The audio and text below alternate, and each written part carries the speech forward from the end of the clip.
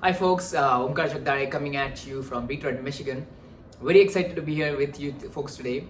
I'm going to share with you today how to really find a job that pays a higher salary. So from my experience, I'm going to share some of the tips of what I had to go through to find a good career, to find one of the jobs I really appreciate today. I wouldn't say that I am in my dream job because I never imagined what a dream job would be, but I would say I really love my job today. What I do, I'm really appreciative of what I have, and I hope maybe I can help you in finding something like that. Maybe through my journey, you may be able to find what you're looking for. So, my number one tip for you is find a job. So, if you're a student and you're looking for an opportunity right now, I would say find a job. Like beggars cannot be choosers. Thus, your first job, you have to have something that pays income to you. Now, if you're already there, great, fantastic, congratulations. But now, how do you move on from here? So, for example, I give my first job. I got a $50,000 salary. There was no negotiation. That's what they gave me, and usually it's hard to negotiate in the first job because you don't have any experience. So how do you move on from that? The first thing I would do is build your experience. Work there for a couple of years. Show the people you're working at that you really want to work hard.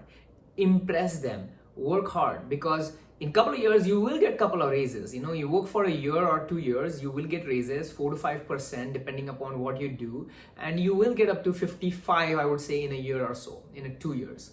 So you want to also identify if they're doing a sponsorship, if they're not doing a sponsorship. Depending upon that, if they are not doing a sponsorship, I would change the job in a year. If they are doing a sponsorship and let's say you get accepted in the first or second try, you can wait there for a couple of years and then make a move into a bigger company. So number two, make a move into a bigger company. Bigger company is bigger opportunity and bigger income. If you love the city you're living in, great. If you don't love the city you're living in, think after your first job you want to look into opportunity where you can get into a bigger company and in a city you want to be in. If you don't like where you're living, it's okay, just make a move. It usually takes about 6 months to a year before you have to start planning if you want to change your city. It's not as easy as it is. If you're in IT, it may be a different case for you, but at least for a non-IT engineering fields, it's much difficult. It takes time to find it. It may not be difficult. I don't want to use the wrong word here, but yes, it will take some effort to get that. So for your second job, if you're looking in the same city or wherever you're looking, I'm not sure how much you're going to be able to negotiate with even a couple of years of experience, because depending on what they give you, if they're sponsoring you or they said they will do your green card process, that may be a good opportunity for you to really get into a little bit higher incomes. Like let's say you started at 50, now you may be at 60, 65, and that's fantastic. That's really good to be there in a year or two. Now these numbers will change depending upon which cities you live in, and if you live in California or New York City, these numbers maybe just add another 25. You may be in 75 to 95 category. So you may be making much more money than compared to people living in other cities. So that's my second tip, is like move to a city which you're looking. That is the best way. Like if you're looking to move a city, your second job may be the best thing. So for some reason, let's say your second job was at a place where you are already there. Let's say I live in Detroit, my second job is in my Detroit.